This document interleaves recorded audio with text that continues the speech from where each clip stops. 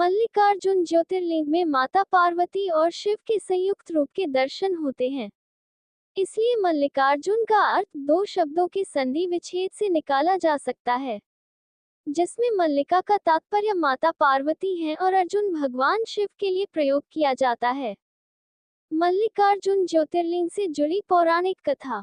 वेद पुराणों के अनुसार एक बार भगवान शिव के दोनों पुत्र यानी गणेश जी और कार्तिकेय विवाह के लिए आपस में झगड़ने लगे थे। वह इस बात पर झगड़ रहे थे कि कौन सबसे पहले विवाह करेगा। तब भगवान शिव ने निष्कर्ष निकालने के लिए उन दोनों को एक कार्य सौंपा। उन्होंने कहा कि जो सबसे पहले पृथ्वी का चक्कर लगा कर आएगा, उसी का विवाह सबसे पहले किया जाएगा। भगवान कार्तिकेय पूरी पृथ्वी का चक्कर लगाने के लिए चले गए, लेकिन गणेश जी ने अपनी सूझबूझ से अपने माता पिता की परिक्रमा की। जब कार्तिकेय लौटे और गणेश जी को पहले विवाह करते हुआ देखा तो वह अपने माता पिता से अत्यंत क्रोधित हो गए। क्रोधित होकर कार्तिकेय क्रोंच पर्वत पर आ गए।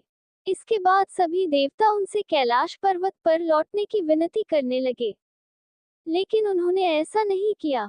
पुत्र वियोग में माता पार्वती और भगवान शिव दुखी हो गए। जब दोनों से रहा नहीं किया तब वह स्वयं क्रोंच पर्वत पर गए, लेकिन कार्तिकेय अपने माता पिता को देख और दूर चले गए। अंत में पुत्र के दर्शन के लिए भगवान शिव ने ज्योति रूप धारण किया और उसी में माता पार्वती भी विराजमान हो गई। उसी दिन से इन्हें मल्लिकार्जुन ज्योतिर्लिंग के नाम से जाना जाने लगा।